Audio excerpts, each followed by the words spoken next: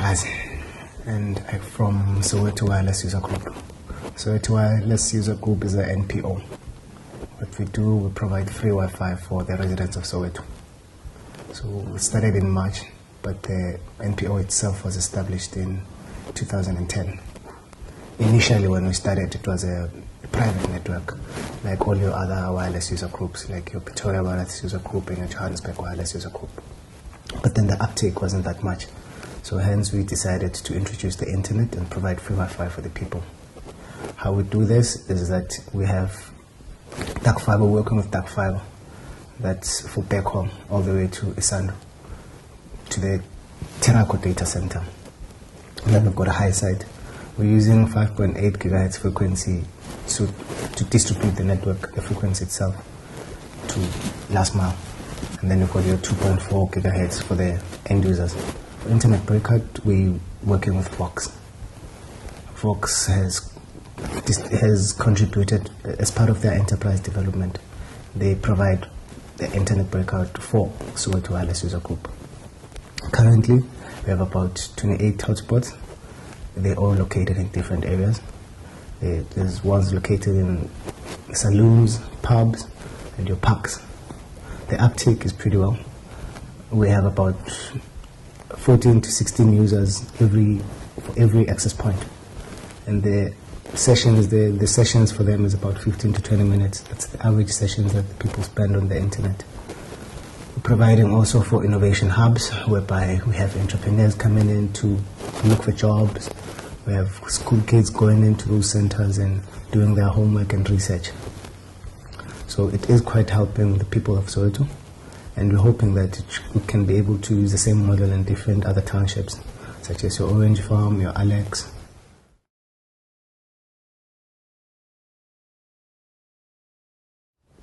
The initial support was there from, as I said, with Vox and with Terraco, but the challenge right now is to make it sustainable. So it's us looking at different business models so that we could be able to sustain the network itself. As an NGO, the network itself, we have to monetize it somewhere or somehow, because we can't really be looking out for donors, and then what if the donor doesn't come in? So either way, we've got to make sure that we monetize the network and look at different models of how we can monetize it. We're looking at adverts right now. We're looking at providing services for different scenarios. For example, if we were to put up a hotspot in your clinic, we'd have to design a portal that would be specific for the people around the clinic, so that they have the information relevant for their health. If we have to put up a hotspot in a pub, it would be a different scenario, because the portal would be talking to them, to different people. So we're working with quite a few students from the city of Joburg. They've provided digital interns. Their role, there's about 10 of them right now. Their role is networking, installing the access points, and designing different portals so that we have different information that we feed in for different hotspots. They've been with us since the middle of August, and they'll be with us for the next 6 months. So the support is there from the city, and we're looking for more support. If we could get more support from the industry, people that are providing a backhaul, that will help us to be able to reach other townships.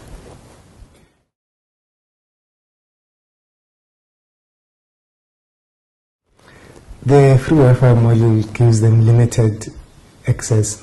It gives them limited data. So we're looking at ways whereby we should be able to sell it off. But as an NGO, that limits us to sell. So we're looking at, for example, bringing on courses that people could buy as a voucher. Buy a course, download it, you do it, and you upload it when you get back to the hotspot. So, and we're looking at ads on the network itself, so that we could have ads paying off for the network itself. So those are the kind of business models that we're looking at for sustainability.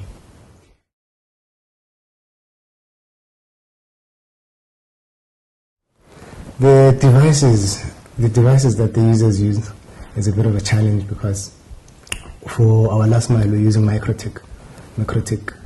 So MikroTik, most of the old devices, they're supported by this. They support the Wi-Fi. But then when it comes to other areas whereby we use the ZACR equipment, where it has the 5 gigahertz and the 2.4 gigahertz, sometimes with other devices they're unable to connect. So with other devices they need software updates for them to be able to connect.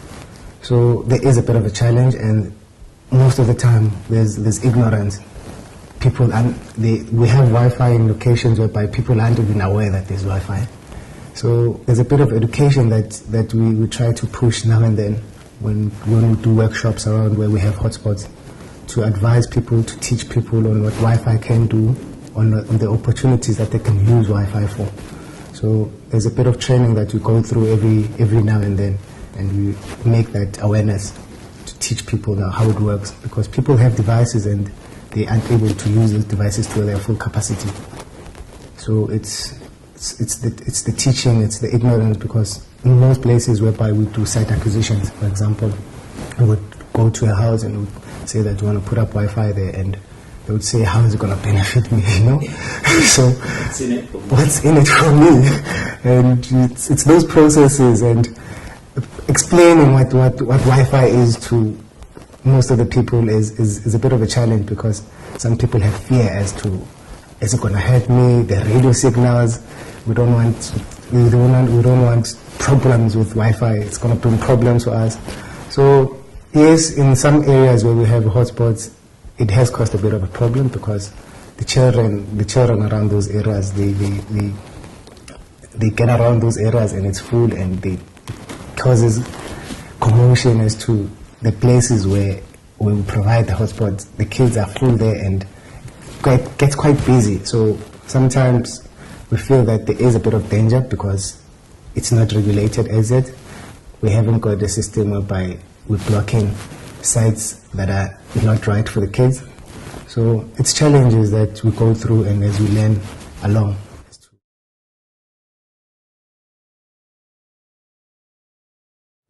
Definitely, Project Isizwe of ZACR is one of the guys that I've been talking to quite recently, and he's the one that has introduced, or that has showed us that there's different modules that could sustain the network itself. So they are very open as to how they're doing it and how they work, and they want to come in Soweto and work with us as well.